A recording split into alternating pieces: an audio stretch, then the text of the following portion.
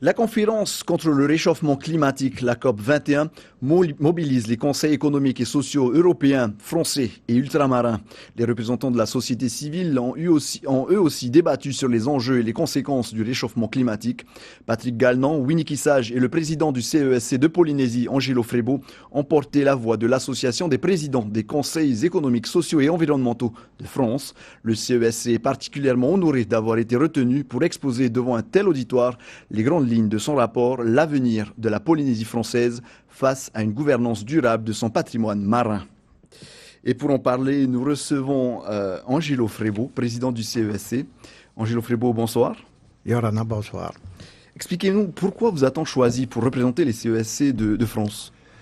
Il est vrai que dans cette réunion, on a été choisi parmi les 28 Césaires de France, France et Outre-mer, parce que pratiquement tous les Césaires ont mis en place un rapport pour le COP 21 sur le réchauffement climatique, sur la montée des eaux. Et c'est le nôtre, la différence, c'est que pratiquement la vision du monde, c'est une vision du continent vers l'océan, alors que nous avons une vision de l'océan vers le continent.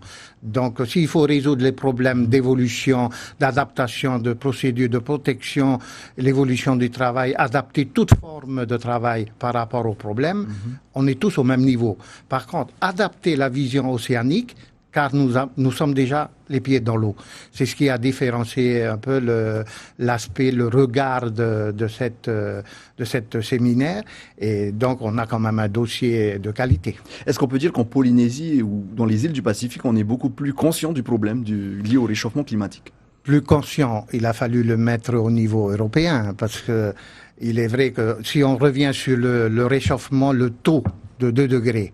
Le 2 degrés, nous avons insisté là-dessus qu'il est impossible à ce que la Polynésie puisse accepter qu'on dépasse les 2 degrés. Pour la simple raison, car nous sommes déjà les pieds dans l'eau, nous avons les pieds dans l'eau.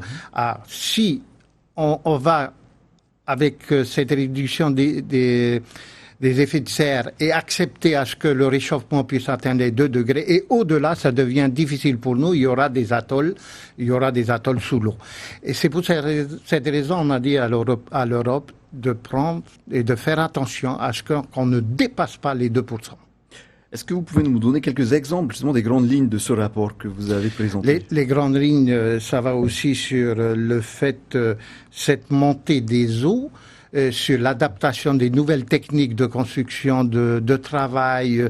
Le réchauffement amène à tous les continents d'adapter un peu sur la culture, l'élevage, avec cette chaleur prenante, donc de faire face. Nous sommes au même niveau d'adaptation, de vouloir chercher, de mettre en place tout. Mais par contre, la vision océanique, elle est différente, parce que il faut aussi mettre au devant cette économie bleue.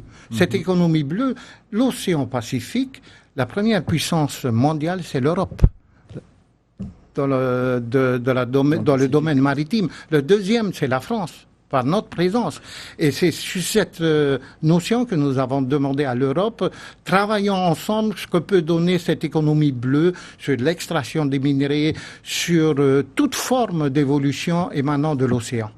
Et de ce fait, l'Europe entière, le président Malost a retenu notre demande et on sera invité donc au 1er septembre à Bruxelles avec toutes les forces vives de la société civile, de la politique à aller en Europe et proposer donc ce qu'on peut dans ce COP 21 faire évoluer et adapter les investissements européens.